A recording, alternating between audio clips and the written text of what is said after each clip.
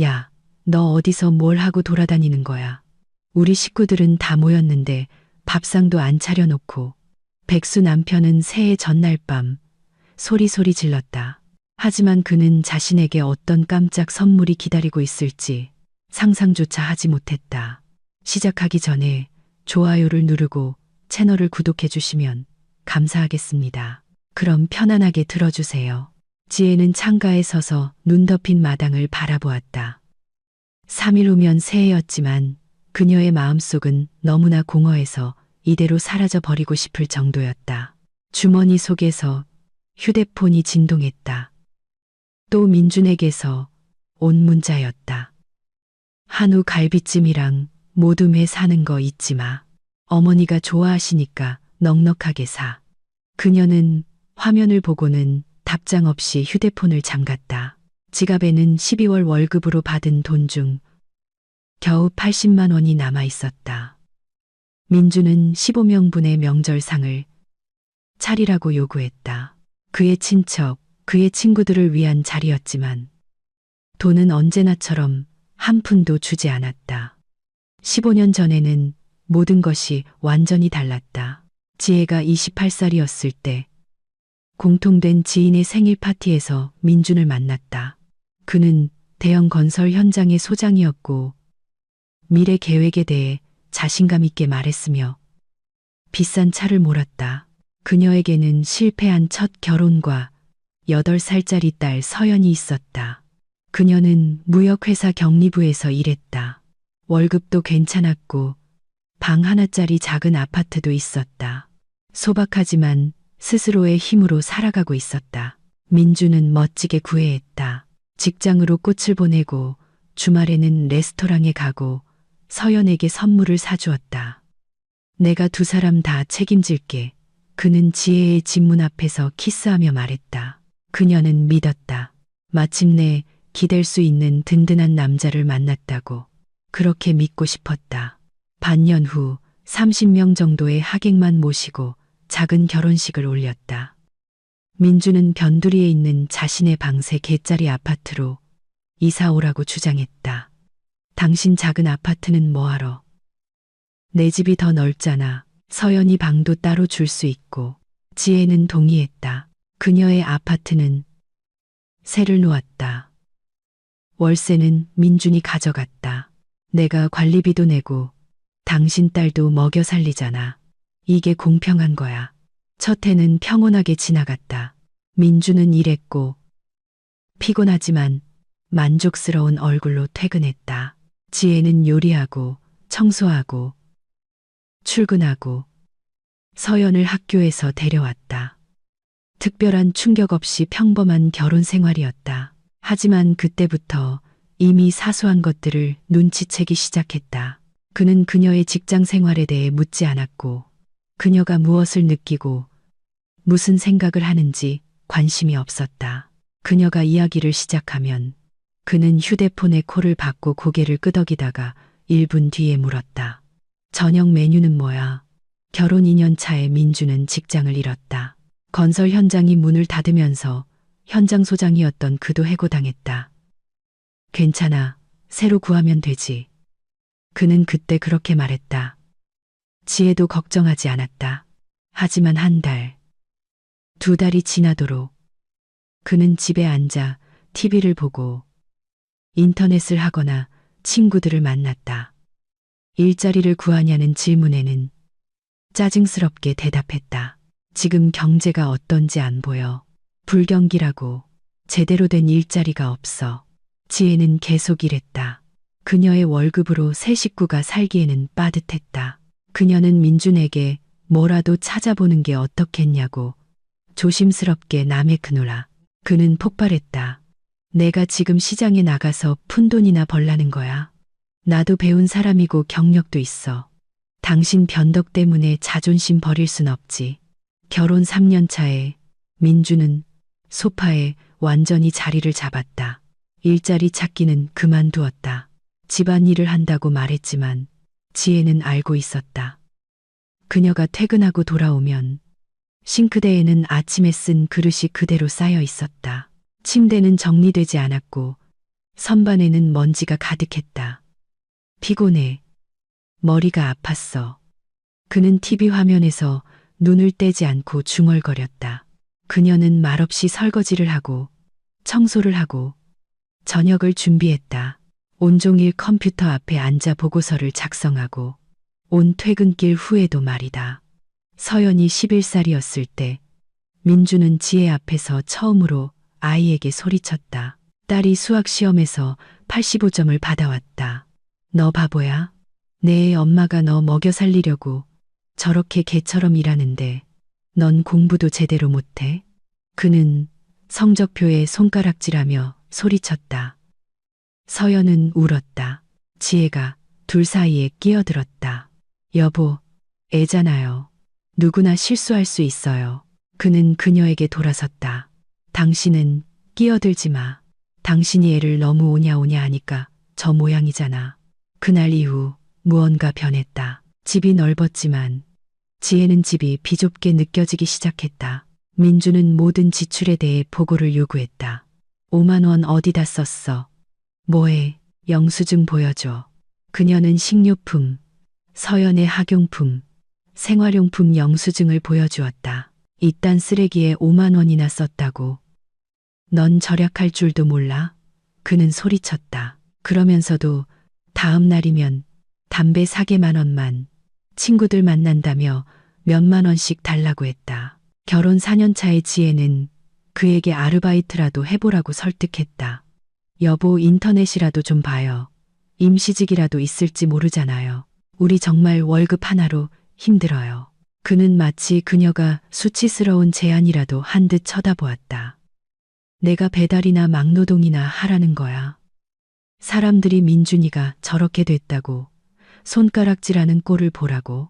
여보, 그런 뜻이 아니에요. 그냥 당신이 날 무시하는 거지. 날 실패자라고 생각하는 거잖아. 말다툼은 밤늦게까지 계속되었다. 그는 그녀가 나쁜 아내라며 자기가 얼마나 대단한지 몰라준다며 소리쳤다. 어쨌든 이 집은 자기 집이니 일하지 않을 권리가 있다고 했다. 지혜는 부엌에서 울었고 서연은 자기 방에서 헤드폰을 낀 채 못 들은 척했다. 그 후로 그녀는 일에 대한 주제를 다시는 꺼내지 않았다. 그녀의 32번째 생일은 평생 잊지 못할 날이 되었다. 서연이 아침 일찍 축하해주며 직접 그린 카드를 선물했다. 지혜는 민준도 기억해주길 바랐다. 그는 점심때가 다 되어서 일어나 부엌으로 와 커피를 탔다. 그녀는 가스레인지 앞에서 그가 가장 좋아하는 김치찌개를 끓이고 있었다. 나 오늘 생일이야. 그녀가 조용히 말했다. 그는 돌아보았다. 아, 맞다. 오늘이었지. 뭐 축하해. 그리고는 TV 앞으로 돌아갔다. 저녁에 그는 봉투 하나를 들고 왔다. 선물이야. 지혜가 열어보았다. 안에는 대걸레가 들어있었다.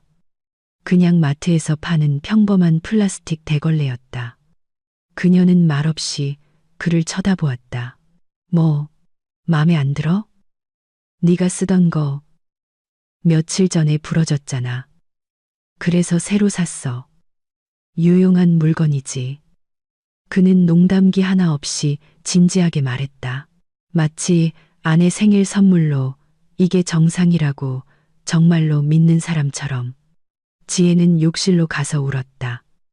아무도 듣지 못하게 조용히 거울에 비친 자신의 얼굴을 보며 스스로를 알아보지 못했다. 언제부터 이런 대우를 당연하게 받아들이게 됐을까? 언제부터 대걸레나 받을 만한 하찮은 존재가 되었을까? 결혼 생활 중 맞은 그녀의 33번째 생일. 민주는 잊어버렸다. 그냥 잊었다.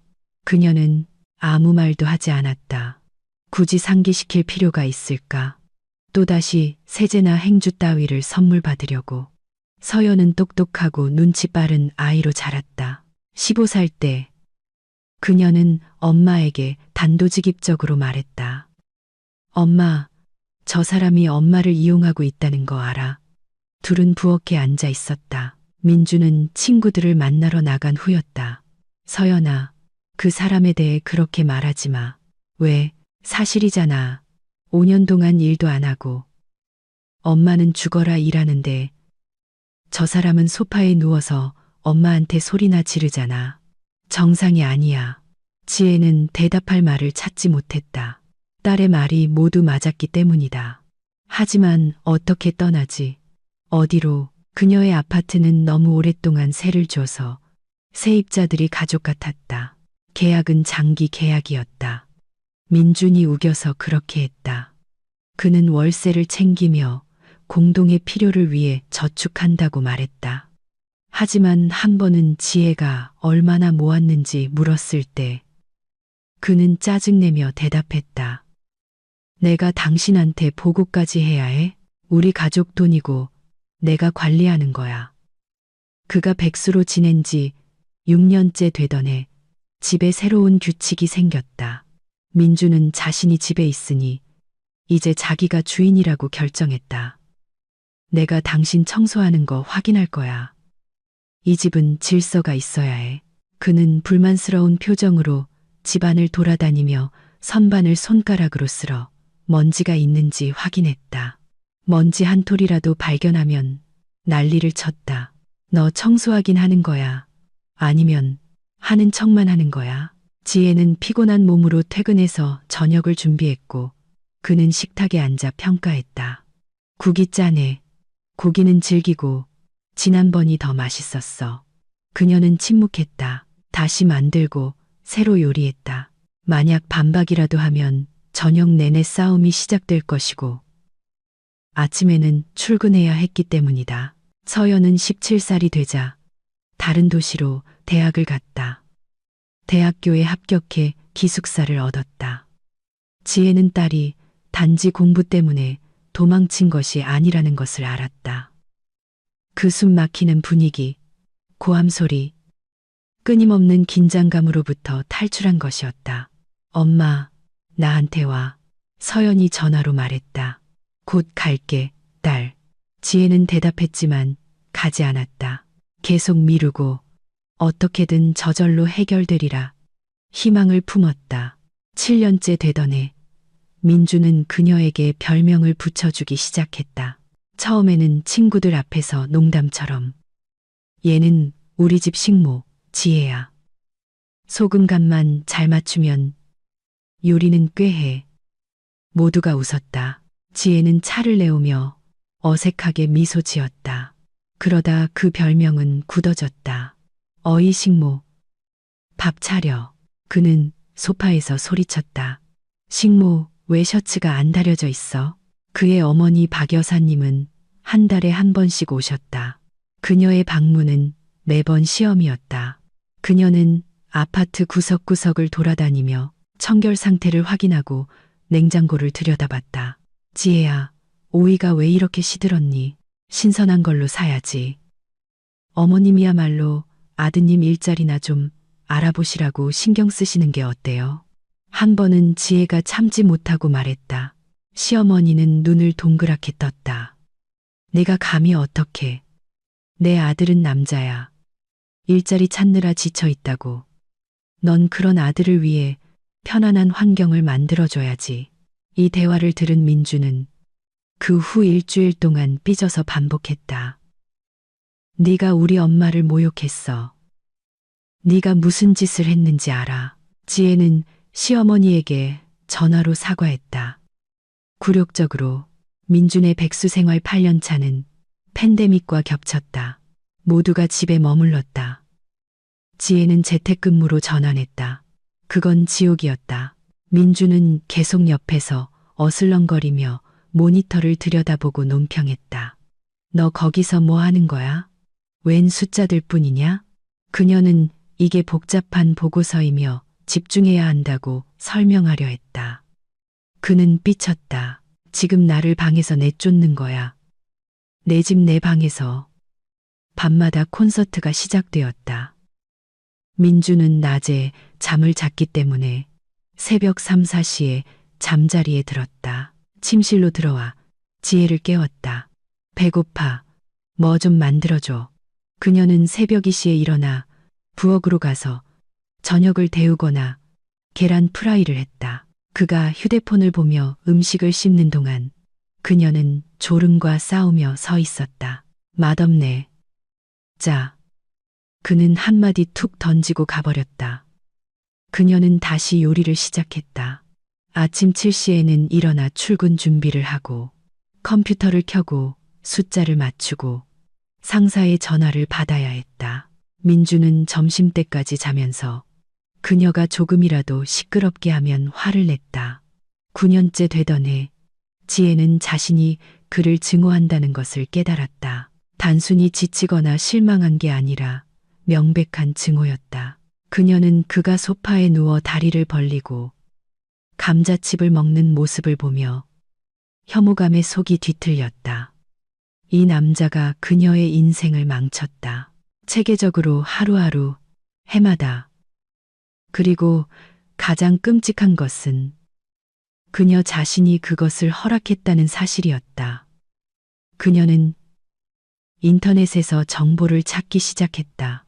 남편과 헤어지는 법, 재산을 나누는 법, 어디에 문의해야 하는지. 그들이 사는 아파트는 민준의 명의로 되어 있다는 것을 알게 되었다. 그녀 소유의 작은 아파트는 세를 주고 있었다.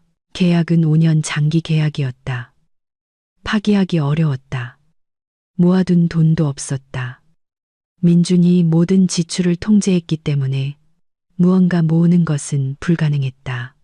그녀는 덫에 걸린 기분이었고 막다른 골목에 몰렸다고 느꼈다. 그리고 그때 결심했다. 조금씩 눈치채지 못하게 모으기로. 마트에서 실제 쓴 돈보다 조금 더 많은 현금을 인출하기 시작했다. 여기서 3만 원, 저기서 2만 원. 민준이 절대 들여다보지 않는 책장 맨 뒤쪽 낡은 책 속에 돈을 숨겼다.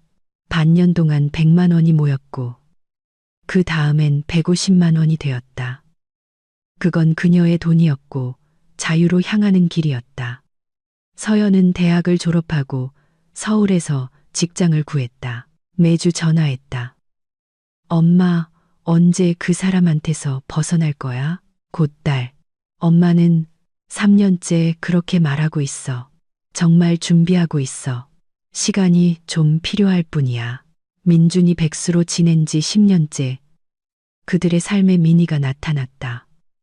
민준의 여동생으로 아이 둘을 둔 이혼녀였다. 그녀는 그들이 사는 도시로 이사와서 자주 들르기 시작했다. 항상 아이들을 데리고, 항상 굶주린 채로. 지혜는 모두를 위해 요리하고 조카들을 먹였고, 민희는 민준과 부엌에 앉아 인생 한탄을 했다. 그러고는 떠나면서 꼭 말했다. 언니, 요리 정말 잘한다. 오빠는 아내 복이 많네. 그러면 민주는 입을 삐죽거렸다. 더 잘할 때도 있지. 어느 날 지혜는 그들의 대화를 엿들었다.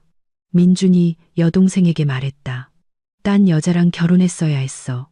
일하라고 뇌를 갉아먹지 않는 여자랑. 민희가 웃었다. 그래도 언니가 일해서 오빠 먹여 살리잖아.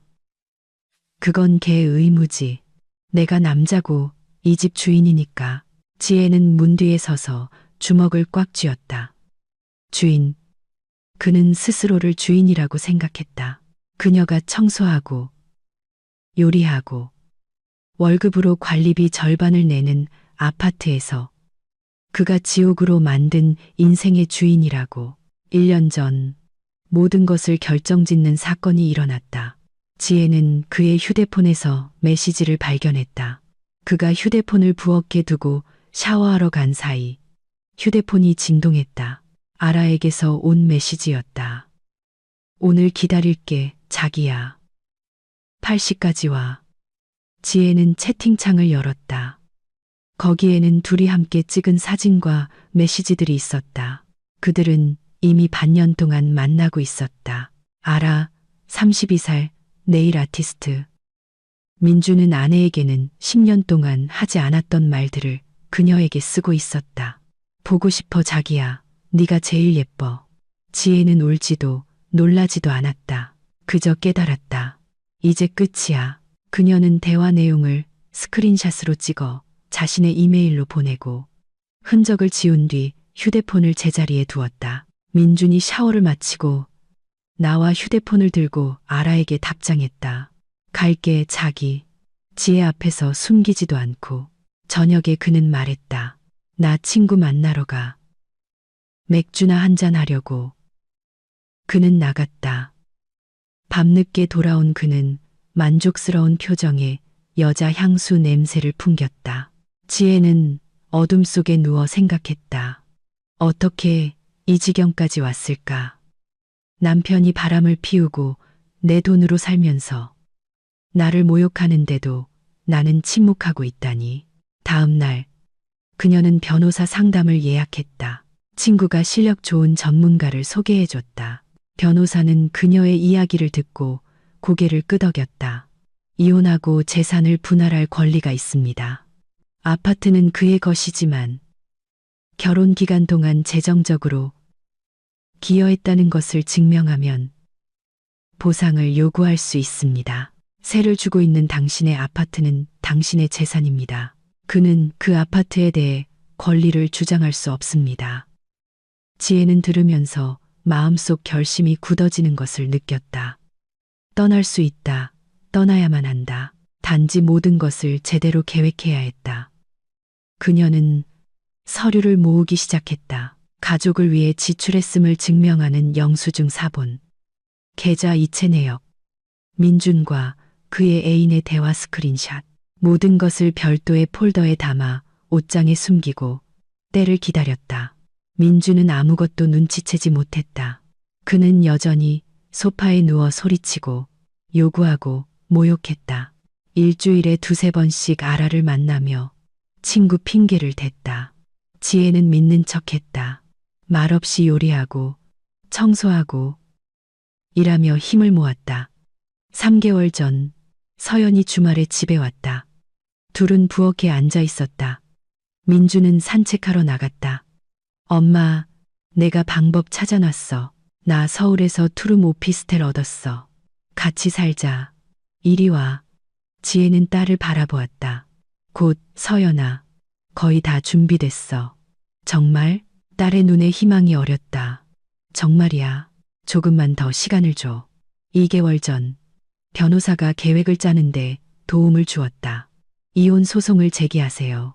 동시에 재산 분할을 요구하는 겁니다. 그가 일하지 않고 재정적으로 기여하지 않았으니 법원은 당신 편을 들어줄 겁니다. 중요한 건 모든 증거를 보관하는 거예요. 지혜는 고개를 끄덕이며 메모했다. 그녀에게는 목표가 있었다. 떠날 것이다. 그리고 그냥 떠나는 게 아니라 자신의 몫을 되찾을 것이다. 한 달 전 민준이 선언했다. 새해에는 우리 친척들 다 모일 거야. 한 15명 정도. 엄마도 오시고 민이랑 애들도 오고 친구들도. 창피하지 않게 제대로 된 상 좀 차려. 지혜는 그를 바라보며 생각했다. 마지막이야. 이게 내가 저 인간을 위해 참아주는 마지막 명절이 될 거야. 알았어. 그녀가 차분하게 말했다. 민주는 놀라서 그녀를 쳐다봤다. 보통 그녀는 반대하며 피곤하다. 15명은 너무 많다고 말했는데 이번에는 너무 쉽게 동의했다. 그래. 제대로 준비해. 한우 갈비찜, 모둠회, 잡채 같은 거. 나 망신시키지 마. 그녀는 준비를 시작했다. 명절이 아닌 탈출을 위한 준비를. 모든 서류를 한 폴더에 모았다. 신분증, 혼인관계, 증명서, 자신의 아파트 등기부 등본, 가방에 가장 필요한 짐을 쌌다. 민준이 들여다보지 않는 창고에 가방을 숨겼다. 서연에게 전화했다. 딸, 나 새해에는 너한테 갈 거야. 서연이 숨을 헉 들이마셨다. 정말, 엄마, 너무 기뻐. 비밀이야. 아무한테도 말하면 안 돼. 12월 마지막 3주는 지혜에게 마치 안개 속 같았다. 출근하고 퇴근하고 저녁을 준비했다. 민주는 요구하고 소리치고 트집을 잡았다. 그녀는 침묵했다. 마지막 며칠이라는 것을 알았기 때문이다. 곧 그녀는 자유로워질 것이다. 12월 28일, 민주는 그녀에게 3장짜리 장보기 목록을 주었다. 자, 이거 다 사와. 그리고 새우 사는 거 잊지 마. 어머니가 좋아하시니까. 지혜는 목록을 받아 들고 계산했다. 40만 원은 좋게 나올 것 같았다. 여보, 장볼 돈 좀 줘요. 그는 정신 나간 사람 보듯 그녀를 쳐다봤다. 당신 월급 있잖아. 그걸로 써. 하지만 당신 손님들이잖아요. 그래서 뭐? 넌 내 아내야. 집안을 책임져야지. 아니면 나쁜 주부인 거야? 그녀는 더 이상 다투지 않고 자신의 월급에서 남은 80만 원을 가지고 마트로 갔다. 가장 저렴한 것들만 샀다.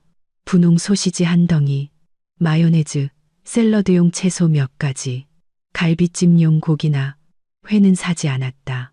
새우도 마찬가지였다. 돈이 없었고 앞으로도 없을 것이다. 저녁에 장 본 것을 식탁에 늘어놓았다. 민준이 와서 보았다. 갈비랑 회는 어디 있어? 돈이 모자랐어. 뭐? 모자랐다고. 내가 사라고 했잖아. 80만 원밖에 없었어요. 살 수 있는 것만 샀다고요. 그는 봉지를 잡아 바닥에 내동댕이 쳤다. 지금 장난해? 내 손님들이 오는데 너는 이 소시지 쪼가리나 내놓을 셈이야? 지혜는 말없이 봉지를 주어 냉장고에 음식을 넣었다. 갈비랑 회를 원하면 돈을 줘요. 그럼 사올게. 민주는 분노로 숨이 막혔다. 내가 왜 줘야 해? 그건 내 일이야. 그럼 있는 걸로 하는 수밖에.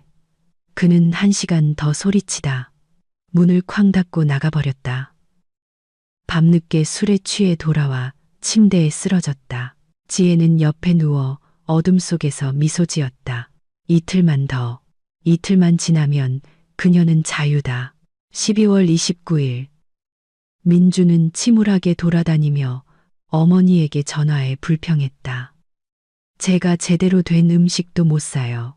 완전 망신당하게 생겼어요. 저녁에 그는 지혜에게 말했다. 알아들어. 내일 하루 종일 요리해서 저녁 7시까지 상 다 차려놔. 알았어. 알았어. 12월 30일. 지혜는 일찍 일어나 요리하는 척했다. 민주는 소파에 누워 TV를 보며 명령했다. 샐러드부터 시작해. 그리고 맛있게 만들어. 그녀는 고개를 끄덕이며 남들 보기에 그럴싸하게 부엌에서 무언가를 썰었다. 점심때쯤 그는 TV 앞에서 졸기 시작했다.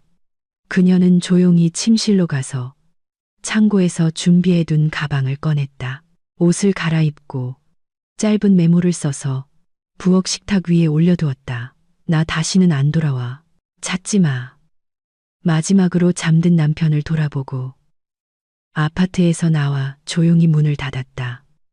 오후 2시쯤이었다. 끝났다.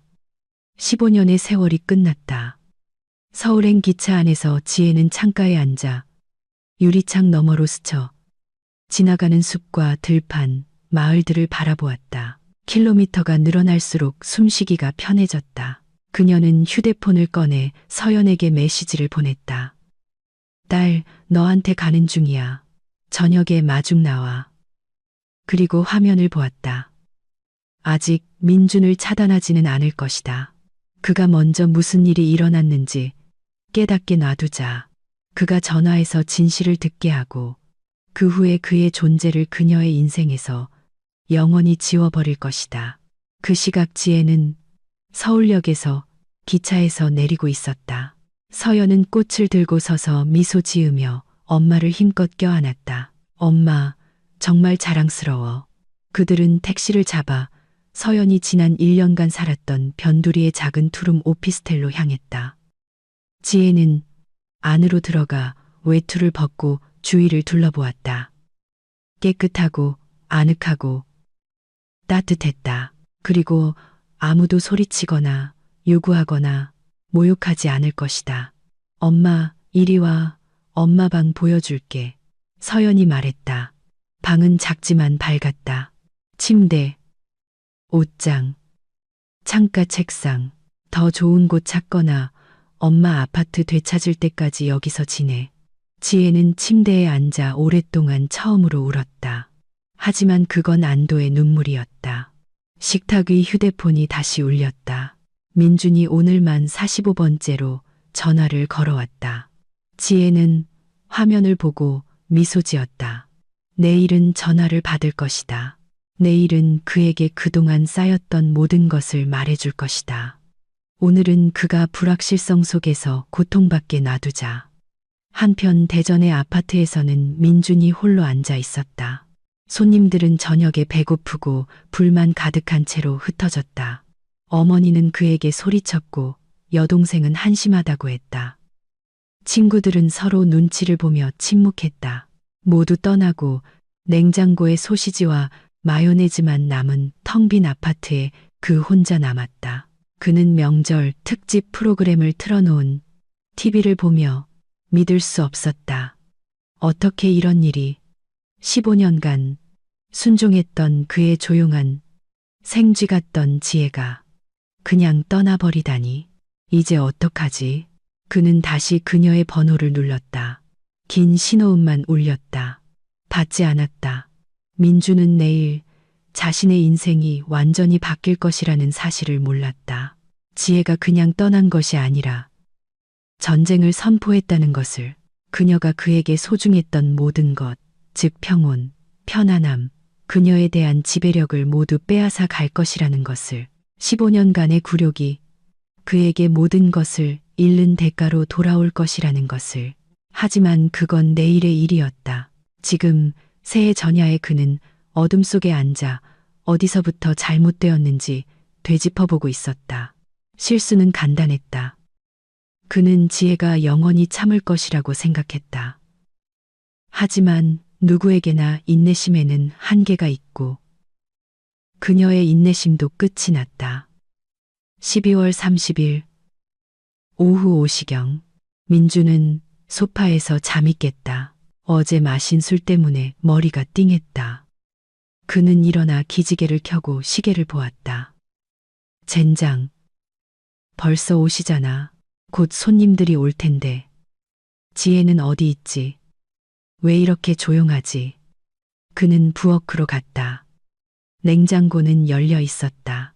식탁에는 도마와 칼, 약간 썬 채소가 놓여 있었지만 지혜는 없었다. 지혜야. 그가 불렀다. 정적. 지혜야, 어디 있어? 그는 아파트를 돌아다녔다. 그녀는 어디에도 없었다. 그때 부엌 식탁 위에 쪽지를 발견했다.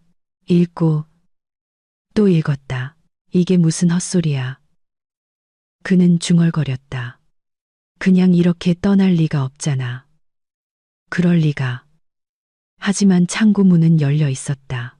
옷걸이에는 그녀의 외투가 없었다. 현관에는 그녀의 가방이 보이지 않았다.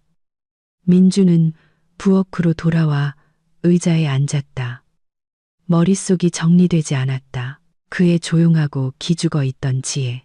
15년간 모든 것을 참아온 그녀가 손님들이 오기 이 시간 전에 그냥 떠나버렸다. 미니한테 도와달라고 할까? 여동생은 요리를 꽤 잘한다. 그는 그녀에게 전화했다. 오빠, 왜 이렇게 일찍 전화했어? 잠긴 목소리였다. 미니야, 도움이 필요해. 지혜가 없어. 상이 안 차려졌어. 와서 요리 좀 도와줄 수 있어? 잠시 침묵이 흐르더니 웃음소리가 들렸다. 오빠, 진심이야? 나 애가 둘이야. 나도 오늘 저녁 준비해야 한다고. 오빠는 남자잖아. 직접 하든지 배달시키든지 해. 나 바빠. 저녁에 보자. 그녀는 전화를 끊었다. 민주는 휴대폰을 보며 믿을 수 없었다. 여동생마저 거절했다. 그는 어머니에게 전화해 보았다. 박 여사님은 바로 받았다. 민준아, 거기 무슨 일이야? 지혜는 어디 있니? 엄마, 걔 딸한테 갔어요. 아니, 이런 날에 어떻게 가? 몰라요. 우리 싸웠어요. 싸웠다고. 뭐 때문에? 그냥 사소한 걸로요. 어머니는 한숨을 쉬었다. 그럼 네가 개를 못 살게 굴었구나. 내가 그렇게 아내한테 그러면 안 된다고 했지. 이제 어떡할 거야? 엄마, 혹시 좀 일찍 오셔서 요리 좀 도와주실 수 있어요? 민준아, 나 68이야. 혈압도 오르락내리락 하는데 내가 가스레인지 앞에서 3시간 동안 서 있을 순 없어. 그건 내 아내가 했어야 할 일이야. 걔가 없으면 네 잘못이지. 어떻게든 알아서 해. 그리고 그녀도 전화를 끊었다. 민주는 부엌에 앉아 공포가 엄습하는 것을 느꼈다. 아무도 도와주지 않는다. 모두가 이건 그의 문제라고 생각한다. 하지만 그가 어떻게 혼자 15명분을 준비한단 말인가? 그는 요리를 해본 적이 없었다. 단 한 번도. 그는 휴대폰을 열어 배달 앱을 찾았다. 샐러드, 뜨거운 요리, 안주를 고르며 금액을 계산했다. 48만 원이 나왔다. 그의 카드에는 25만 원이 있었다.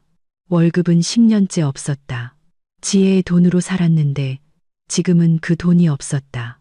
앱으로 대출을 신청해봤다. 거절, 신용기록 불량. 오랫동안 무직. 민주는 휴대폰을 식탁에 내던지고 얼굴을 감쌌다. 어떡하지? 대체 어떻게 해야 하지? 그는 다시 지혜에게 전화를 걸었다. 긴 신호음. 받지 않는다. 메시지를 보냈다. 지혜야, 그만 삐치고 돌아와.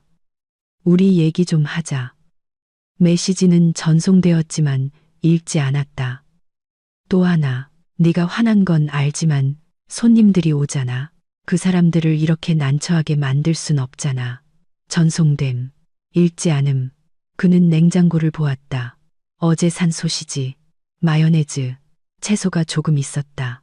명절 음식이라고는 할 수 없는 것들이었다.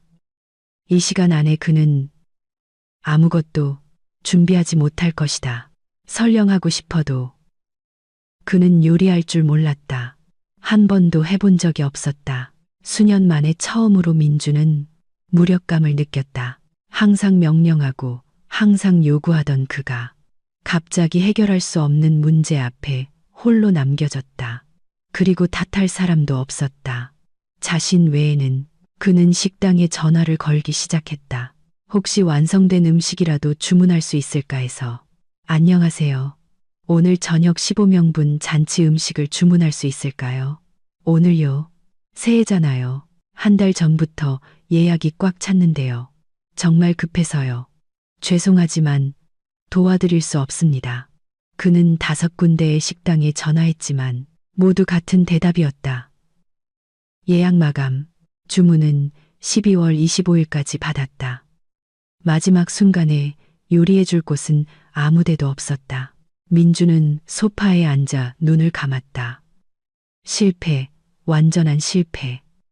이제 그 모든 사람들, 어머니, 여동생, 친구들이 와서 텅 빈 식탁을 보게 될 것이다. 그리고 깨닫게 되겠지. 그가 지혜 없이는 아무것도 할 수 없는 존재라는 것을. 그는 냉장고에서 있는 것을 꺼냈다. 소시지를 동그랗게 썰어 접시에 담고 올리브 통조림을 열어 옆에 쏟고 치즈를 썰었다. 이것이 안주의 전부였다. 초라하고 빈약했지만 그래도 없는 것보다는 나았다. 찬장에서 소주 3병을 찾았다. 그게 전부였다. 식탁은 초라해 보였다. 평소 지혜는 상다리가 부러지게 차렸다. 샐러드 10가지, 뜨거운 요리, 각종 안주. 모든 것이 아름답고 풍성했다. 지금은 큰 식탁 위에 접시 3개. 공허함, 수치심. 민주는 의자에 앉아 이 식탁을 멍하니 바라보았다. 바로 그 순간 그는 깨달았다. 지난 15년 동안 지혜는 보이지 않는 일을 해왔다. 그녀는 요리하고 청소하고 빨래하고 장을 보고 무거운 짐을 날랐다. 그는 그것을 당연하게 여겼다. 그는 결코 고마워하지 않았고 고맙다고 말한 적도 없었다. 그저 요구하고 비판할 뿐이었다. 하지만 그 깨달음은 너무 늦게 찾아왔다. 6시 반에 초인종이 울렸다. 어머니가 가장 먼저 도착했다. 박 여사님은 들어와 외투를 벗고 거실로 들어와 식탁을 보고 멈춰섰다. 민준아, 이게 뭐니? 그녀가 빈약한 접시들을 가리키며 물었다. 이게 제가 할 수 있는 전부예요. 그가 조용히 대답했다. 지혜는 딸한테 갔어요. 안 돌아온대? 모르겠어요. 어머니는 말없이 방으로 들어가 소파에 앉았다. 더 이상 묻지 않았다. 10분 뒤 민희가 아이들을 데리고 도착했고 그 후 민준의 친구들, 부부 동반으로 온 정우, 성호, 기훈이 도착했다. 저녁 7시가 되자 15명이 모두 모였다. 그들은 거실에 서서 식탁을 바라보며 침묵했다. 어색한 침묵. 아이들이 먼저 칭얼거리기 시작했다. 엄마, 먹을 거 어디 있어? 배고파. 민희가 민준을 돌아보았다. 오빠, 이게 다야. 그가 고개를 끄덕였다. 피자라도 시킬까? 정우가 휴대폰을 꺼내며 제안했다. 그러자 다른 사람들도 동의했다. 그들은 큰 피자 5판과 감자튀김, 음료수를 시키고 배달을 기다렸다. 대화는 겉돌았다. 모두가 명절 분위기를 망쳤다는 것을 알고 있었다. 어머니는 굳은 얼굴로 앉아 있었고 민희는 남편에게 무언가 속삭였다. 친구들은 서로 눈치를 봤다. 민주는 상석에 앉아 자신이 완전한 바보가 된 기분이었다. 마침내 배달이 도착했다. 모두가 굶주린 사람들처럼 피자에 달려들었다. 말없이 빠르게 먹었다. 명절 분위기는 없었다. 어색함과 실망감만 감돌았다. 저녁 8시 모두가 식사를 마치고 조금 긴장이 풀렸을 때 박 여사님이 아들을 바라보았다. 민준아, 너 대체 무슨 짓을 한 건지 알기는 하니? 엄마, 전 그러려고 한 게 아니에요. 그러려고 한 게 아니라고? 15년 동안 저 여자가 혼자 집안을 이끌고 일하고 요리하고 청소했어. 넌 뭘 했는데? 소파에 누워 있었잖아. 모두가 침묵했다. 어머니는 계속했다. 난 항상 네 편이었어. 넌 남자니까 그래도 된다고 생각했지. 하지만 지금 보니 넌 그냥 게으름뱅이야. 10년 동안 일도 안 하고 아내 돈으로 살면서 감히 아내를 모욕해? 엄마, 사람들 다 있는 데서 왜 사람들 있으면 안 돼? 다들 네가 어떤 놈인지 알아야지. 민희가 거들었다. 오빠, 엄마 말이 맞아. 오빠 정말 너무했어. 언니가 평생 참을 줄 알았어. 그의 가장 친한 친구 정우도 고개를 끄덕였다. 나라면 당장 가서 무릎 꿇고 빌어서라도 데려왔을 거야. 걔 서울에 있어. 민준이 조용히 말했다. 그래서 뭐? 표 끊어서 가. 하지만 민준은 침묵했다. 간다고 해도 지혜가 돌아오지 않을 것이라는 걸 알았기 때문이다. 그녀는 결심했다. 그는 그녀의 쪽지에서 그걸 느꼈다. 그녀는 화가 나서 충동적으로 떠난 게 아니었다. 그녀는 심사숙고 끝에 영원히 떠났다. 밤 9시가 되자 손님들이 흩어지기 시작했다. 아무도 머물고 싶어 하지 않았다. 명절은 망쳐졌다. 어머니는 떠나면서 말했다. 더 늦기 전에 바로잡아. 아니, 이미 너무 늦은 것 같구나. 민희는 말없이 떠났다. 친구들은 새해 복 많이 받아라고 중얼거리며 사라졌다. 밤 10시가 되자 민주는 혼자 남았다. 아파트는 텅 비었고 식탁은 거의 그대로였으며 접시는 더러웠다. 그는 부엌에 앉아 병째로 소주를 마셨다. 머릿속에는 온갖 생각이 맴돌았다. 어떻게 이 지경까지 왔을까? 언제부터 자신이 스스로 밥 한 끼 차려 먹지 못하는 인간이 되었을까? 그는 예전의 자신을 떠올렸다. 건설 현장 소장. 돈도 잘 벌고 차도 몰고 자신감 넘쳤다. 그러다 직장을 잃고 새로 구하는 대신 긴장을 풀기 시작했다. 처음엔 한 달 쉬었고 그 다음엔 반년. 그러다 지혜가 버는데 굳이 힘들게 일할 필요가 있나 생각하게 됐다. 해를 거듭할수록 그는 더 깊은 나락으로 빠져들었고 모두가 경멸하는 인간, 즉 게으름뱅이, 심지어 어머니조차 존중하지 않는 사람이 되어갔다. 지혜는 참았다. 오랫동안, 너무나 오랫동안 참았다. 그는 그것에 익숙해졌고 그녀를 자신의 하녀처럼 여기기 시작했다. 그녀가 감정과 자존심을 가진 살아있는 사람이라는 것을 잊었다. 지금 이 텅 빈 아파트에 홀로 앉아 민주는 10년 만에 처음으로 수치심을 느꼈다. 타는 듯하고 고통스러운 수치심을. 십시반에 그는 다시 그녀의 번호를 눌렀다.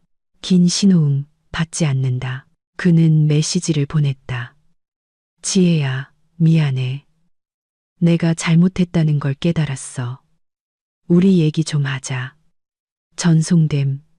읽음. 하지만 답장은 없었다. 또 다른 메시지. 나 변할게. 일도 찾고 도울게. 제발 돌아와줘. 읽음. 침묵. 그리고 또 제발 뭐라도 답장 좀 해줘. 침묵하지 마. 읽음. 아무것도. 민주는 휴대폰을 식탁에 내던졌다. 그녀는 읽고 있지만 답장하지 않는다. 이건 읽지 않는 것보다 더 나빴다. 일부러 무시하고 있다는 뜻이다. 그가 그녀에게 더 이상 아무 의미도 없다는 것을 보여주는 것이다. 밤 11시 그는 참지 못하고 다시 전화를 걸었다. 그리고 이번에는 긴 신호음 5번 만에 그녀가 전화를 받았다. 여보세요. 지혜의 차분한 목소리. 너무나 차분해서 민주는 화가 치밀었다. 자기 인생이 무너지고 있는데 어떻게 저렇게 평온할 수 있지? 야, 너 어디서 뭘 하고 돌아다니는 거야? 이 멍청한 개. 그가 수화기에 대고 소리쳤다. 하루 종일 쌓였던 감정이 그 고함에 터져 나왔다. 우리 식구들은 다 모였는데 밥상도 안 차려놓고 네가 지금 무슨 짓을 했는지 생각은 하는 거야. 명절 다 망쳤다고. 엄마도 나한테 소리치고 여동생도 친구들도 다들 나를 비난했어. 너 때문에 내가 바보가 됐다고. 상대편에서는 침묵. 민주는 계속 소리쳤다. 넌 여기 있었어야 했어. 그게 네 일이야. 상 차리고 요리하는 거. 넌 아내잖아. 제기랄. 넌 집안을 책임져야 한다고. 근데 넌 뭘 했어? 쥐새끼처럼 도망쳤잖아. 그리고 그녀가 입을 열었다. 조용하고 평온하고 얼음장 같은 목소리였다. 민준 씨, 난 더 이상 당신 아내가 아니에요. 잠시 정적. 정확히 말하면 법적으로는 아직 아내지만 내일 이혼 소송을 제기할 거고 당신은 아무것도 할 수 없을 거예요. 뭐, 민주는 믿을 수 없었다. 농담하는 거지? 아니요. 아주 진지하게 말하는 거예요. 15년 동안 난 당신의 하녀였어요. 요리하고 청소하고 돈을 벌어왔죠. 당신은 소파에 누워서 날 모욕했고 날 멍청이, 식모, 걸레라고 불렀죠. 내가 못 들을 줄 알았나요? 난 다 들었어요. 민준 씨, 한마디 한마디 전부. 지혜야, 그건 농담이었어. 농담. 내 생일에 대걸레를 준 거. 농담. 결혼기념일을 잊어버린 거. 농담. 당신 친구들 앞에서 나한테 소리친 거. 농담. 그녀의 목소리는 더 단단해졌다. 가장 상처받는 게 뭔지 알아요? 가난은 용서할 수 있었어요. 당신이 일하지 않는 것도 용서할 수 있었죠. 하지만 무시는 용서할 수 없어요. 당신은 날 존중하지 않았어요. 민준 씨, 단 한 번도. 난 항상 널 존중했어. 거짓말. 당신은 날 이용했어요. 난 당신에게 현금 인출기이자 하녀였죠. 편했겠죠. 그렇죠. 남의 돈으로 살면서 아무것도 안 하고 명령까지 하니. 민주는 휴대폰을 뼈마디가 하얘지도록 꽉 쥐었다. 넌 그렇게 말할 자격 없어. 내가 남자야. 내가 이 집 주인이라고. 주인. 그녀가 비웃었다. 김치찌개 하나 제대로 못 끓이는 주인이요. 오늘 모든 손님 앞에서 망신당한 주인이요. 정우 씨가 벌써 나한테 문자 보냈어요. 당신이 아무것도 준비 못해서 피자 시켜 먹었다고 다 얘기해 주던데요. 정우가? 네, 당신 대신 사과하더군요. 당신이 바보 같았고, 자기는 오래전부터 알고 있었다고요. 제가 마침내 떠난 건 정말 잘한 일이라고 했어요. 민주는 믿을 수 없었다. 그의 가장 친한 친구가 그가 그런 말을 할 리가 없었다. 할 수 있고 했어요. 오늘 저한테 연락 온 사람 많아요. 당신 여동생도요. 저를 지지한대요. 제가 잘했다고. 민희가? 네, 그리고 당신 어머니도요. 박 여사님은 1시간 전에 전화하셨어요. 당신이 나를 못 살게 굴었고 이제야 모든 걸 이해하게 됐다고요. 내가 이혼하고 싶다면 반대하지 않겠다고 하셨어요. 민주는 의자에 주저앉았다. 어머니가 지혜 편을 들다니 이건 불가능했다. 거짓말이야. 아니요. 직접 여쭤보세요. 지혜는 잠시 침묵했다가 덧붙였다. 민준 씨, 알아들어요. 난 안 돌아가요. 절대로. 당신은 내 안의 모든 걸 죽였어요.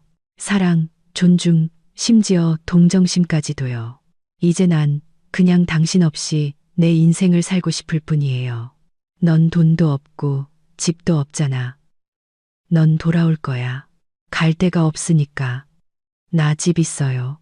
당신이 10년 동안 세를 주고 그 돈을 당신 마음대로 썼던 내 아파트요. 기억하죠?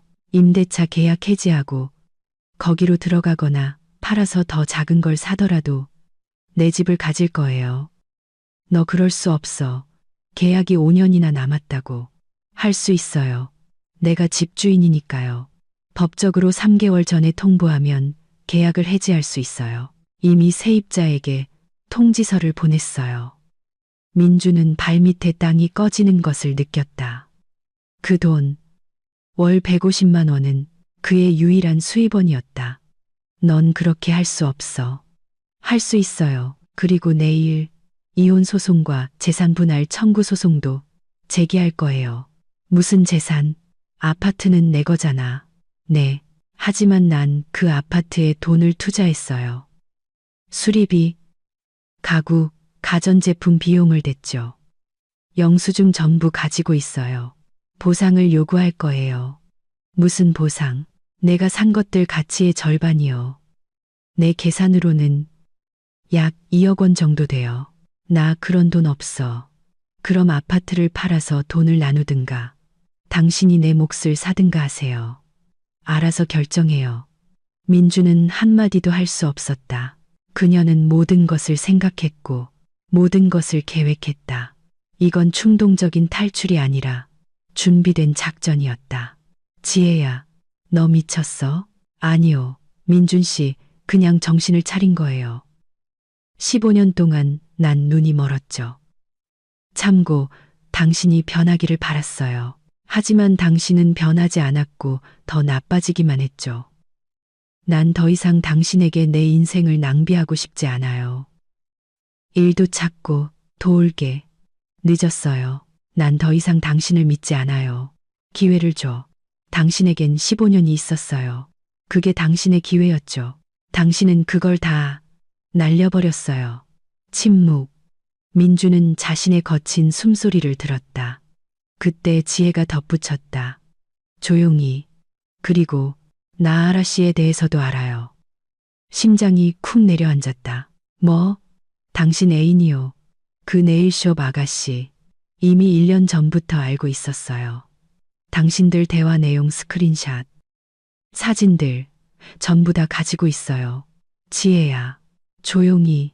난 난리치지도 소리 지르지도 않았어요. 그냥 이혼할 경우를 대비해 증거를 모아뒀죠.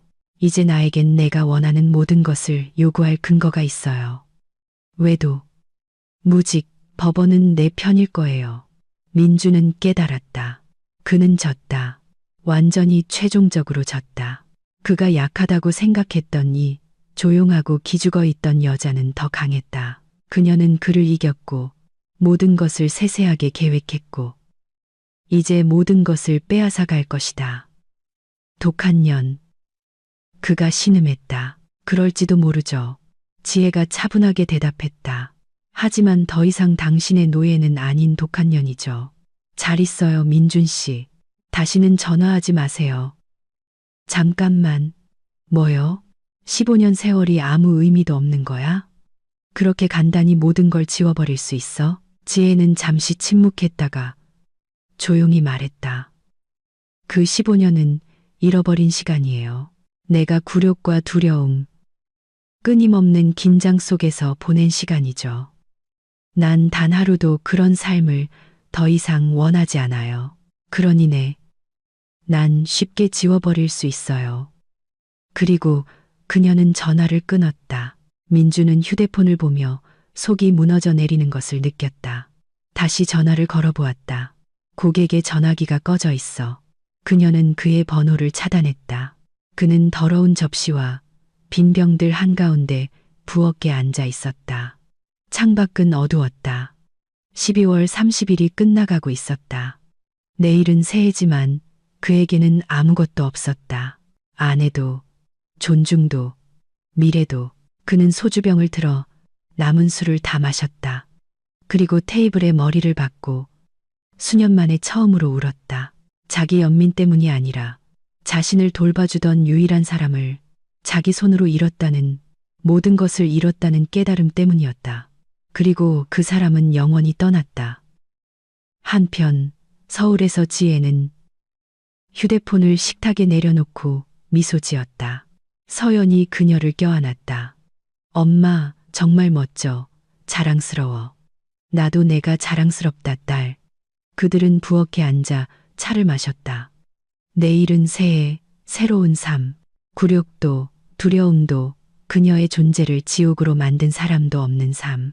엄마, 그 사람 불쌍하지 않아? 서연이 물었다. 지혜는 생각에 잠겼다.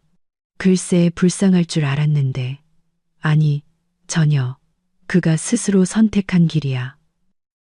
수년 동안 이제 그 결과와 함께 살아가야지.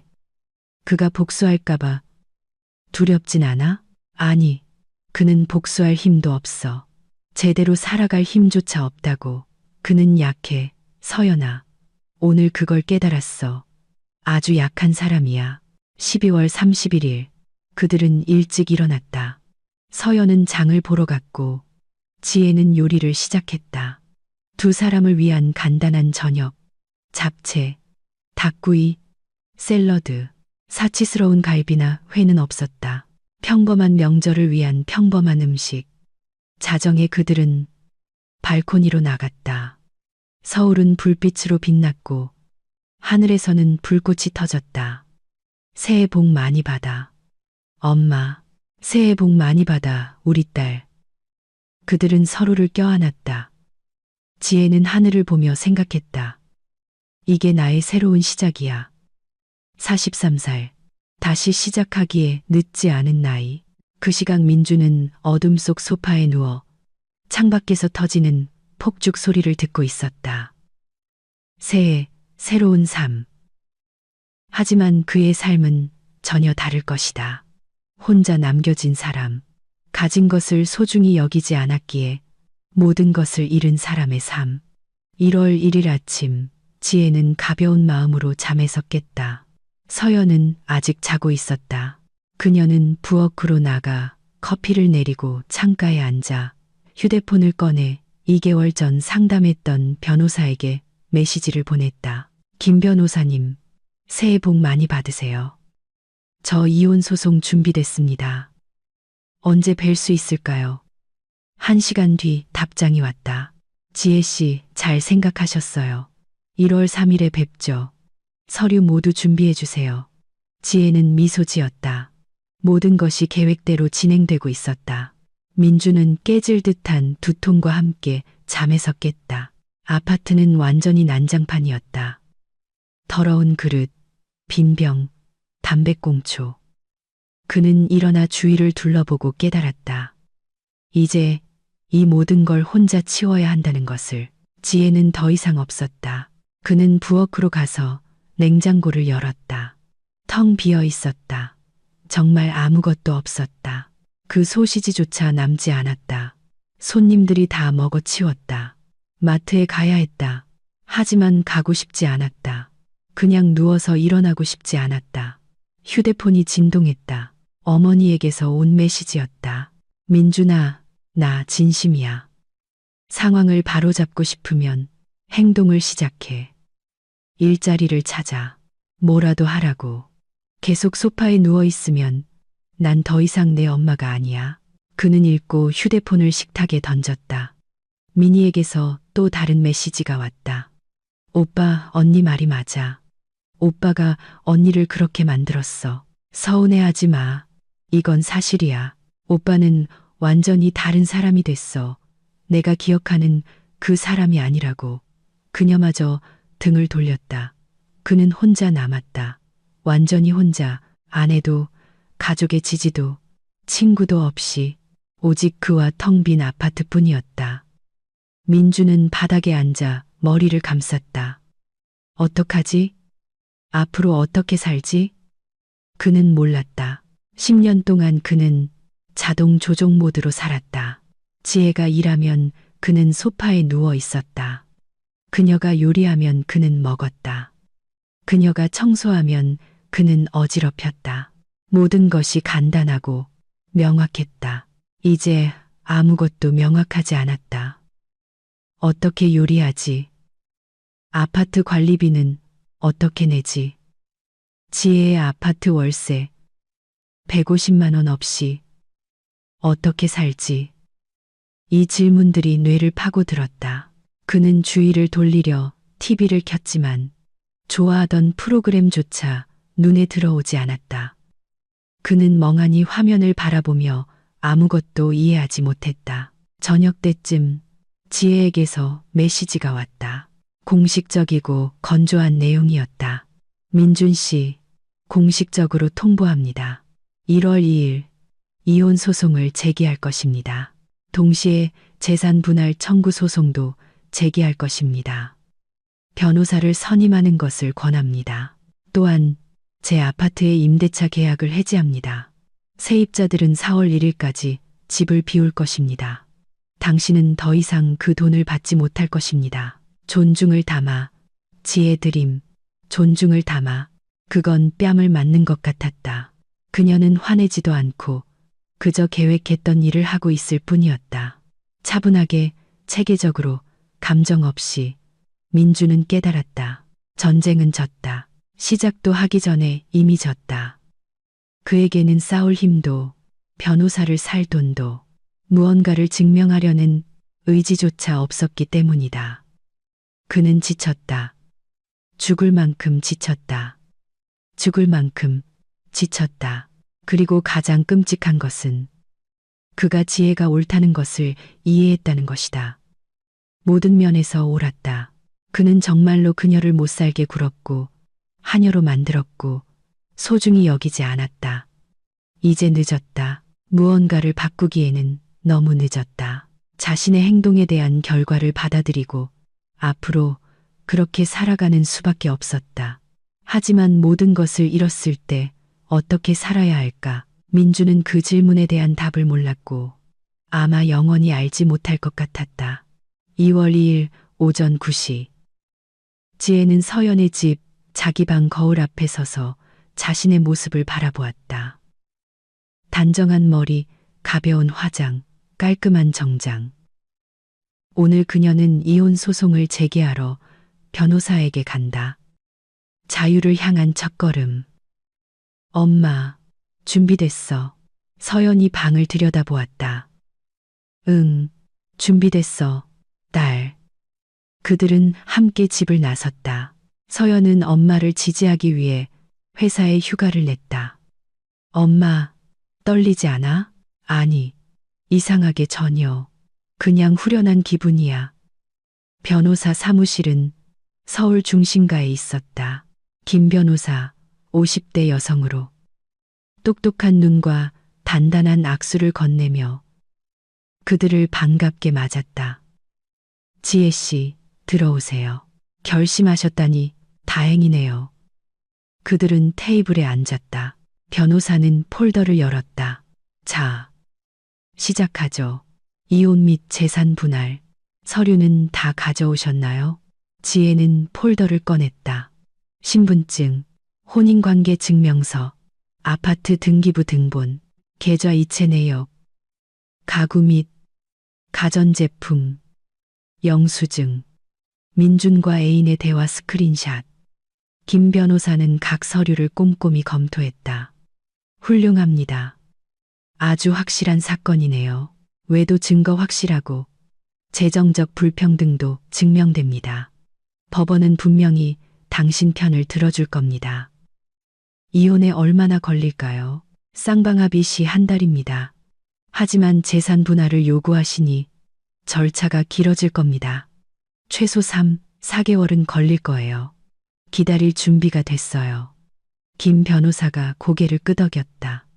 그럼 오늘 소장을 제출하겠습니다. 제가 다 처리할 테니 서명만 하시면 됩니다. 1시간 후 모든 서류가 준비되었다. 지혜는 이혼 소장에 서명했다. 페이지 하단에 선명한 서명. 끝. 15년의 결혼 생활이 공식적으로 끝을 향해 가고 있었다. 이제 재산 문제인데요. 변호사가 말을 이었다. 당신 아파트는 당신 소유이니 이건 논쟁의 여지가 없습니다. 그가 월세를 부당하게 가져갔지만 증명하기는 어렵습니다. 대신 그의 아파트에 대한 기여분 보상을 요구할 수 있습니다. 얼마나 받을 수 있을까요? 제 계산으로는 약 2억 5천만 원 정도입니다. 수리, 가구, 가전제품, 영수증이 다 있으시네요. 이 모든 게 공동재산입니다. 지혜는 들으면서도 믿을 수 없었다. 2억 5천만 원. 이건 엄청난 돈이었다. 이 돈이면 서울 근교의 작은 아파트를 사거나 지방에 좋은 집을 살 수 있었다. 처음부터 다시 시작할 수 있었다. 하지만 한 가지 변수가 있습니다. 김 변호사가 심각하게 바라보았다. 그에게는 돈이 없습니다. 10년 동안 일하지 않았잖아요. 그 돈을 어디서 구하겠어요? 아파트를 팔겠죠. 지혜가 차분하게 말했다. 바로 그거예요. 법원이 그에게 아파트를 팔아 당신 몫을 지급하라고 명령할 수 있습니다. 아니면 그가 다른 방법으로 돈을 구하겠지만 그건 이제 그의 문제죠. 그들은 세부 사항, 기간, 전략에 대해 논의했다. 점심때쯤 모든 것이 준비되었다. 소장은 제출되었고 절차는 시작되었다. 사법의 톱니바퀴가 움직이기 시작했다. 지혜 씨, 마지막 질문입니다. 변호사가 진지하게 바라보았다. 확실하신가요? 재산 분할은 전쟁입니다. 그는 저항하고 위협하고 아마 감정적으로 압박하려 할 겁니다. 확실해요. 15년 동안 전 부드러웠어요. 더 이상은 아니에요.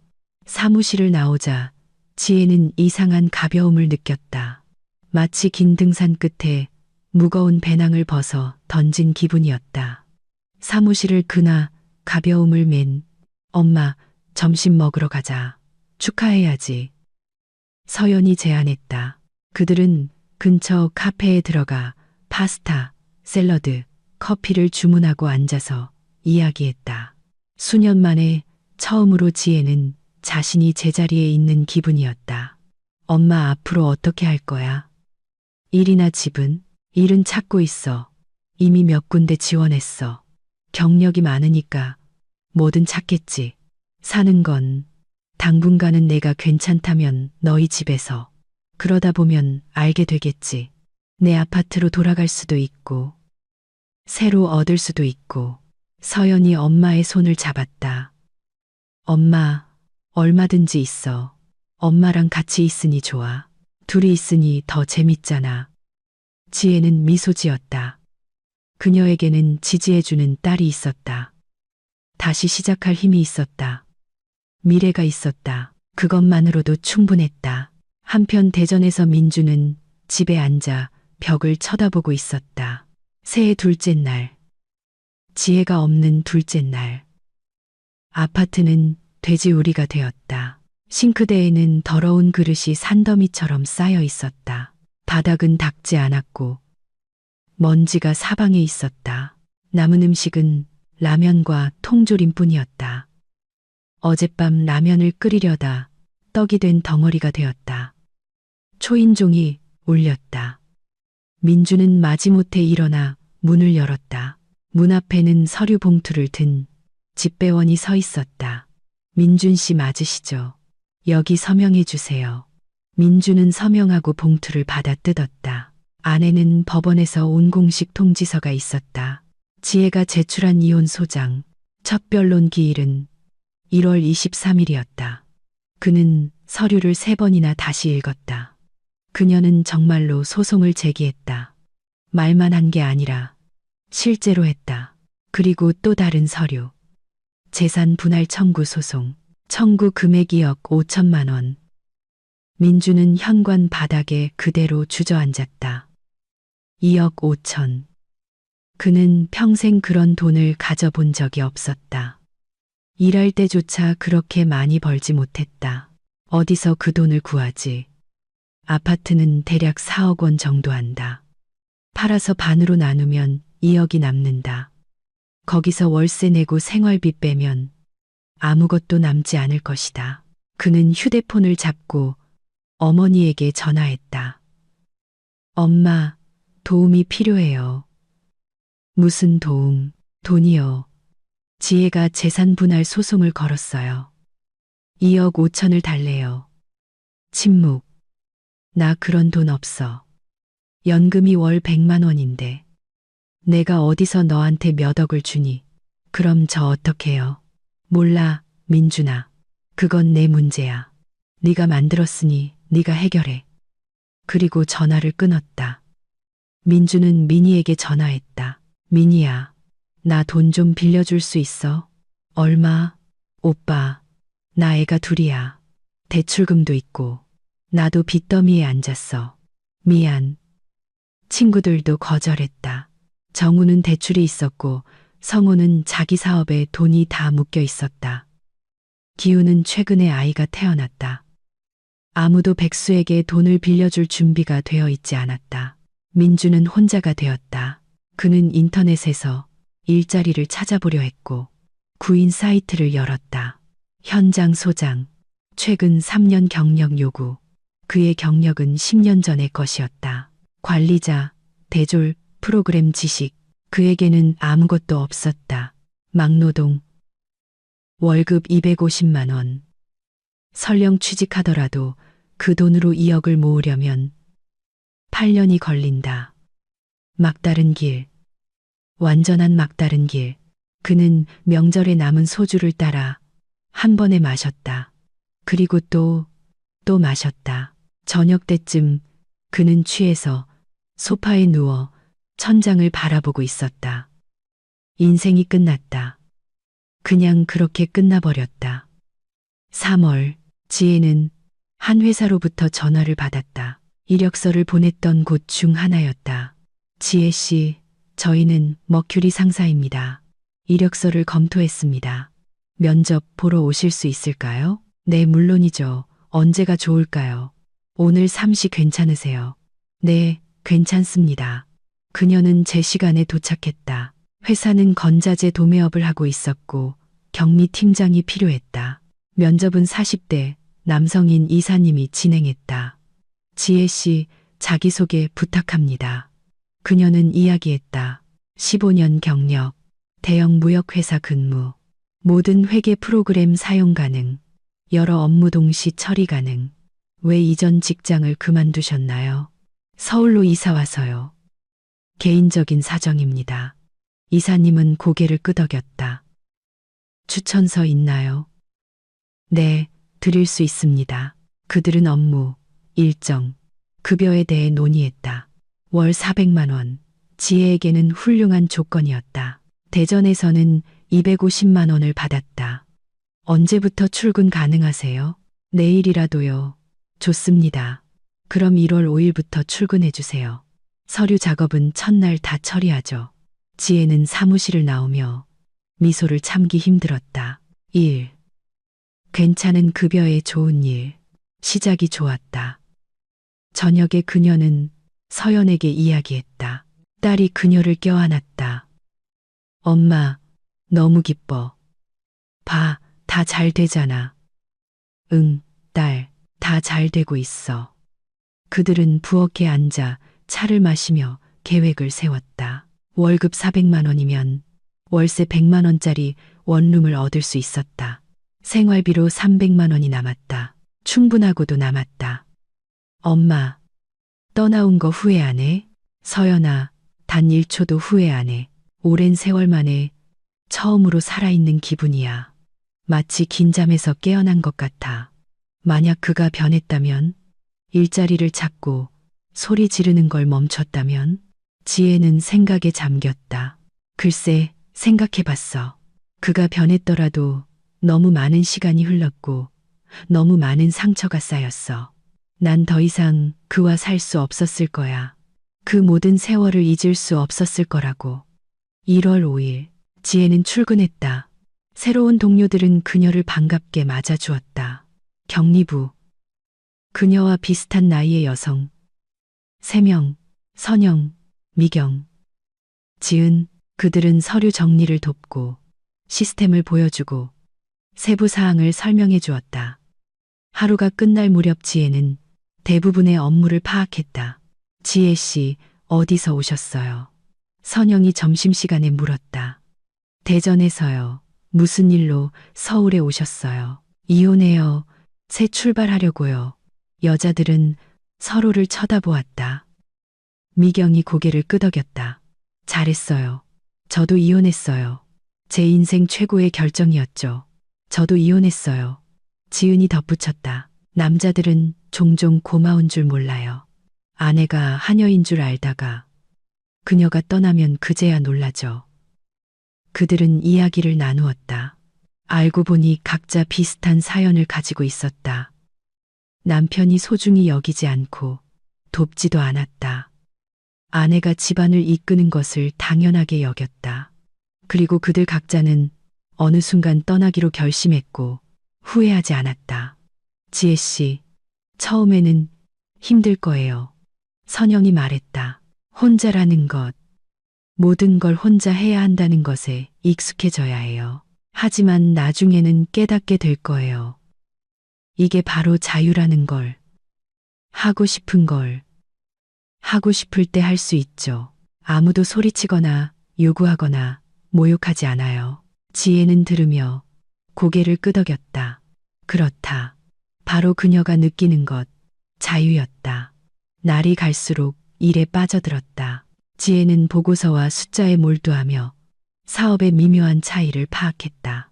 이사님이 칭찬했다. 지혜 씨, 이해가 빠르시네요. 만족스럽습니다. 동료들도 그녀를 받아들여 함께 점심을 먹고 수다를 떨고 가끔 퇴근 후 카페에 들렀다. 삶은 천천히, 하지만 확실하게 제자리를 찾아가고 있었다. 지혜는 아파트를 알아보기 시작했다. 광고를 보고 집을 보러 다녔다. 아늑하고 작지만 자신만의 공간을 원했다. 딸이 괜찮다고 해도 계속 얹혀 살고 싶지는 않았다. 1월 10일 변호사에게서 전화가 왔다. 지혜 씨, 소식입니다. 민준 씨가 변호사를 선임했어요. 보상 금액에 대해 다툴 모양입니다. 그게 무슨 뜻이죠? 사건이 길어질 거라는 뜻입니다. 그는 당신이 아파트에 돈을 투자하지 않았거나 더 적게 투자했다고 증명하려 할 겁니다. 하지만 우리에겐 모든 영수증이 있으니 우리가 이길 겁니다. 시간이 얼마나 더 걸릴까요? 한두 달 더요? 전체적으로 5월까지는 모든 게 끝날 겁니다. 지혜는 한숨을 쉬었다. 괜찮다. 기다릴 것이다. 중요한 것은 절차가 진행 중이라는 것이다. 민준이 아무리 저항해도 어차피 질 것이다. 민주는 정말로 변호사를 선임했다. 지인을 통해 소개받은 저렴한 변호사였다. 박 변호사, 은퇴 후 간단한 사건들로 부업을 하는 분이었다. 사건을 맡는데 500만 원을 받았다. 민주는 그 돈을 정우에게 반드시 갚겠다는 약속을 하고 빌렸다. 민준 씨, 사건이 복잡합니다. 변호사가 서류를 검토한 후 말했다. 아내분께서는 확실한 증거를 가지고 있습니다. 영수증, 이체 내역, 증인들, 반박하기 어렵지만 시도는 해보겠습니다. 시도는 해보겠지만 승산은 거의 없습니다. 돈을 지불할 준비를 하세요. 민주는 변호사가 옳다는 것을 알았지만 마지막 희망에 매달렸다. 혹시 법원이 불쌍히 여겨 금액을 줄여줄지도 모른다고. 그는 일자리를 찾으려 수십 군데에 지원했지만 모두 거절당했다. 10년의 공백, 이력서에 거대한 구멍. 아무도 그런 사람을 고용하고 싶어 하지 않았다. 최신 경력이 없으시네요. 면접에서 들은 말이었다. 저희는 더 적극적인 인재를 찾고 있습니다. 적극적인. 10년 동안 소파에 누워있던 그를 비활동적이라고 부르다니. 참으로 아이러니했다. 1월 중순이 되자 돈이 완전히 떨어졌고 음식도 다 떨어졌다. 민주는 마트에 가서 가장 싼 것들만 담았다. 빵, 계란, 소시지, 라면. 계산대에서 12영원이 나왔다. 카드에는 8영원이 남아 있었다. 뭐 하나 빼셔야겠어요. 계산원이 말했다. 그는 소시지를 뺐다. 결제가 되었다. 그는 봉지 2개를 들고 나오며 굴욕감을 느꼈다. 수년 만에 처음 느끼는 진짜 굴욕이었다. 예전에는 지혜가 가득 찬 봉지를 들고 왔고 그는 그게 얼마인지 생각조차 하지 않았다. 이제 그는 한 푼 한 푼 계산하는 것이 어떤 기분인지 몸소 느꼈다. 1월 23일 첫 변론 기일. 민주는 법원에 도착했다. 지혜는 이미 와 있었다. 복도 벤치에 차분하고 침착하게 앉아 있었다. 옆에는 변호사 김 변호사가 있었다. 민준이 다가가 말을 걸려 했다. 지혜가 고개를 들었다. 민준 씨, 우리 할 얘기 없어요. 법정에서 다 하죠. 그녀의 목소리는 차가웠다. 화나거나 억울한 게 아니라 그냥 차가웠다. 마치 낯선 사람을 보는 듯 했다. 민주는 물러나 다른 벤치에 앉았다. 박 변호사는 옆에서 서류를 뒤적이고 있었다. 그들은 법정으로 불려 들어갔다. 50대 여성 판사, 엄격한 표정의 안경을 쓰고 있었고 서기, 법정 경위가 있었다. 영화에서 보던 그대로였다. 판사가 낭독했다. 사건 번호, 이혼 및 재산 분할, 양측이 이혼에 동의하는지 물었다. 지혜, 동의합니다. 민주는 머뭇거리다. 동의합니다. 재산 분쟁이 있습니까? 네. 김 변호사가 대답했다. 제 의뢰인은 피고의 부동산에 대한 기여분 보상을 요구합니다. 금액은 2억 5천만 원입니다. 근거는 수리, 가구, 가전제품 영수증 등 모두 공동 형성 재산입니다. 그녀는 판사에게 서류 폴더를 건넸다. 판사는 10분 정도 서류를 검토한 후 민준을 보았다. 이해 있습니까? 박 변호사가 일어섰다. 재판장님, 제 의뢰인은 금액이 과다하다고 주장하며 이의를 제기합니다. 어떤 근거로요? 일부 구매는 원고의 돈뿐만 아니라 공동자금으로 이루어졌다는 근거입니다. 판사가 고개를 끄덕였다. 증거 있습니까? 박 변호사는 머뭇거렸다. 증거라고 할 만한 것은 없습니다만 그렇다면 이의는 받아들여지지 않습니다. 다음 변론 기일을 2월 12일로 지정합니다. 양측은 추가 자료를 제출할 수 있습니다. 재판을 마칩니다. 복도로 나왔다. 민주는 지혜를 따라잡으려 했다. 지혜야, 잠깐만. 그녀가 멈춰서서 돌아보았다. 뭐요? 우리 합의하면 안 될까? 소송 없이. 나 2억 5천은 못 줘. 좀 깎아주라. 지혜는 그를 오랫동안 쳐다보았다. 민준 씨, 당신은 10년 동안 내 돈으로 살았어요. 15년 동안 나 혼자 집안을 이끌었고요. 그게 아무 가치도 없다고 생각해요? 알아. 하지만 당신은 아무것도 몰라요. 아직도 모르고 있어. 이 돈은 내 권리예요. 법적으로 난 모든 재산 가치의 절반을 요구할 수 있어요.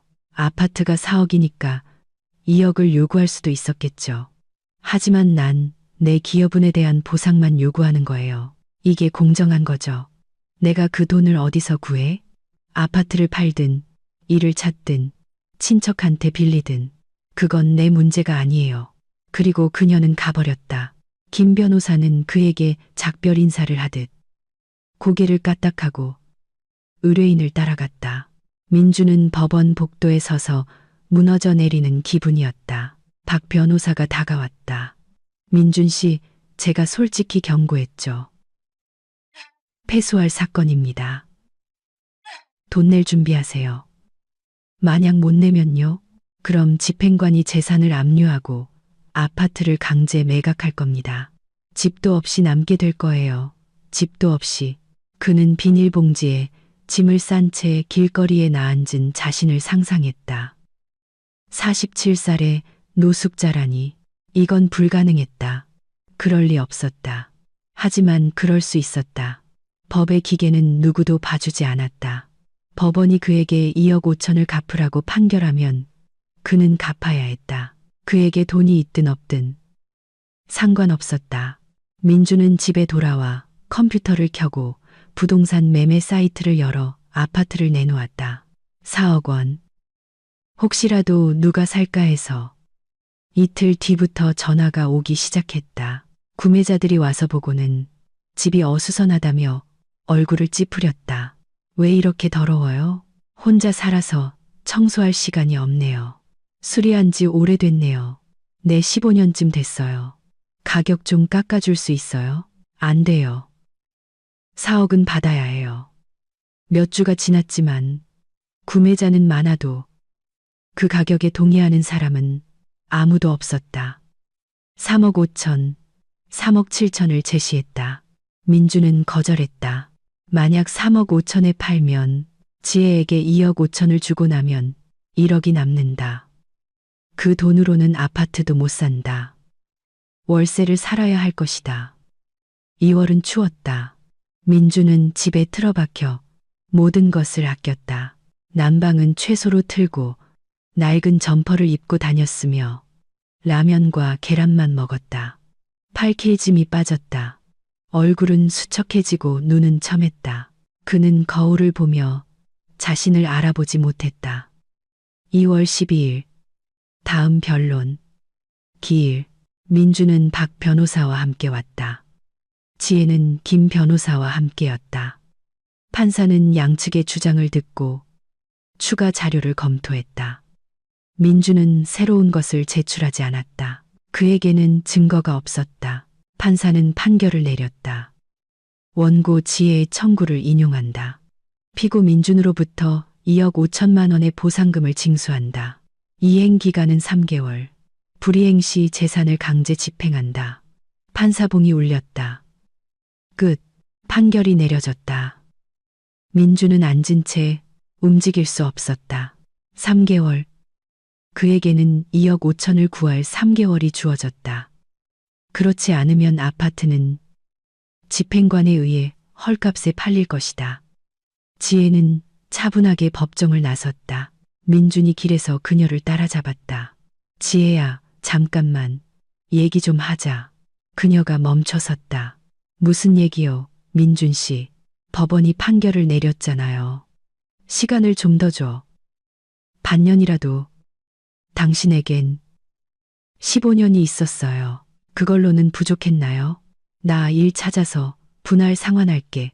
법적으로는 즉시 이행을 요구할 수 있지만 법원이 당신에게 3개월을 줬어요.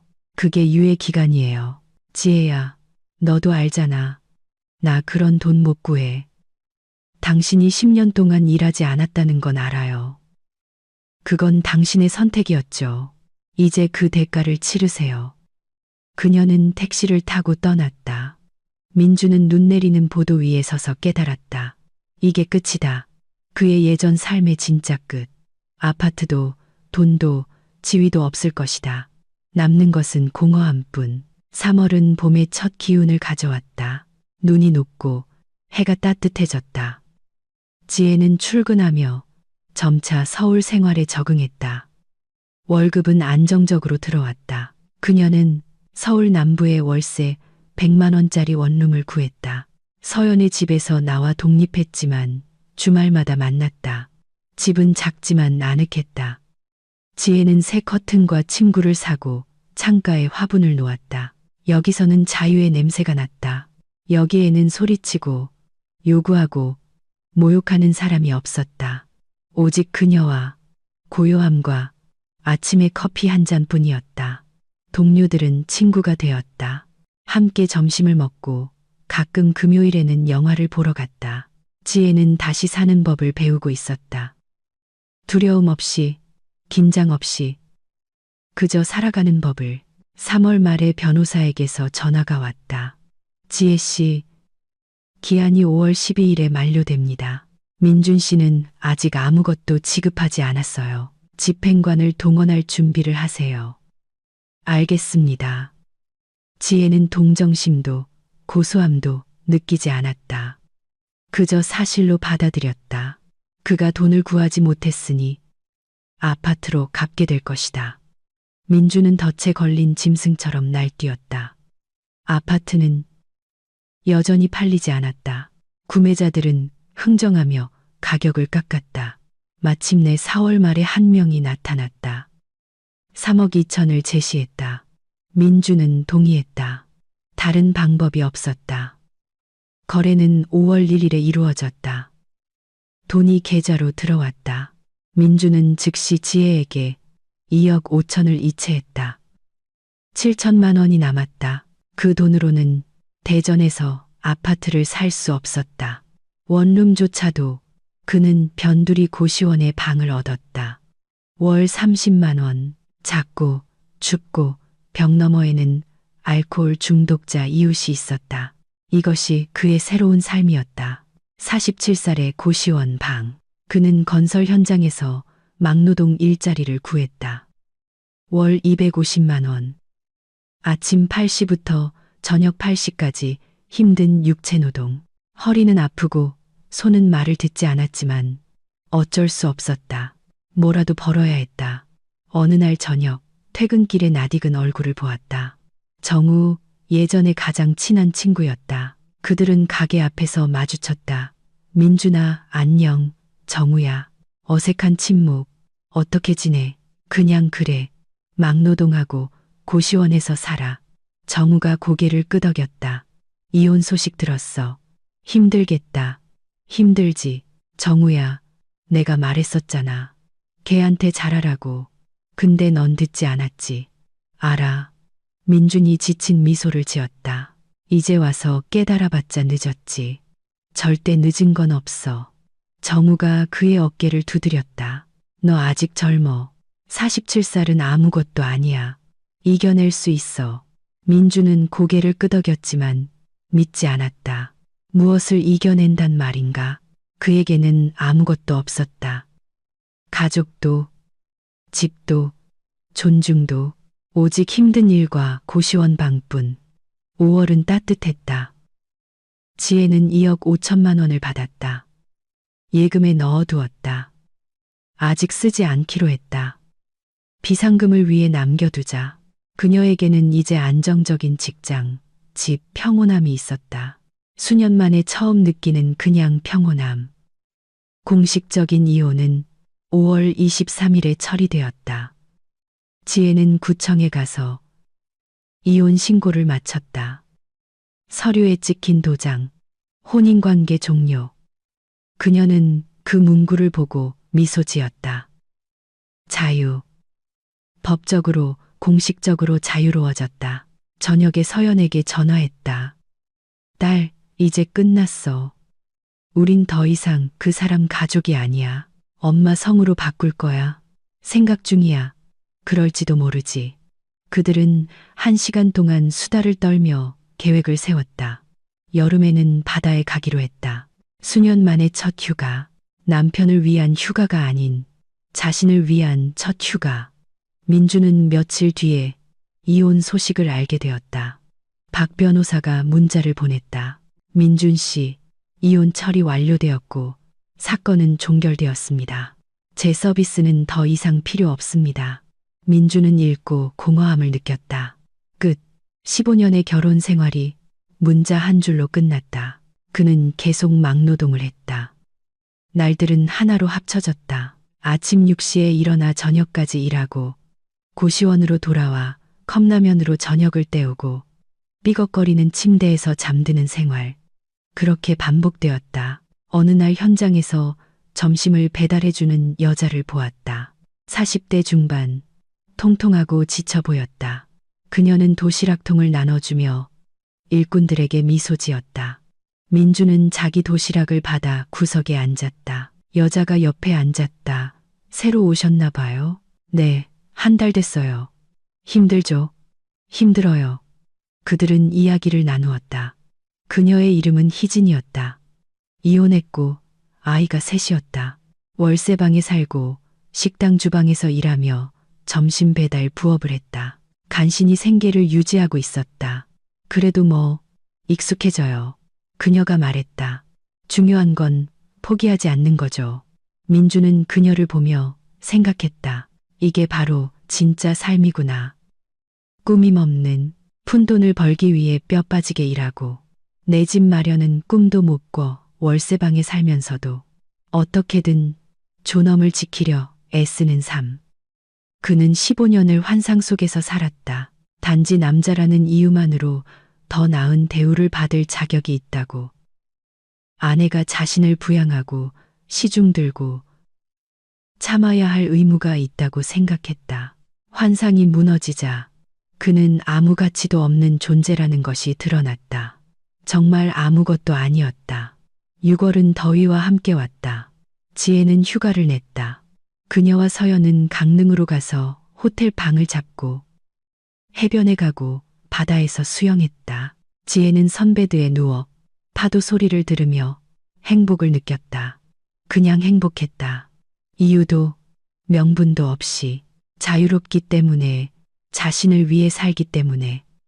엄마, 그 사람 생각나? 어느 날 저녁 서연이 물었다. 가끔. 지혜가 솔직하게 대답했다.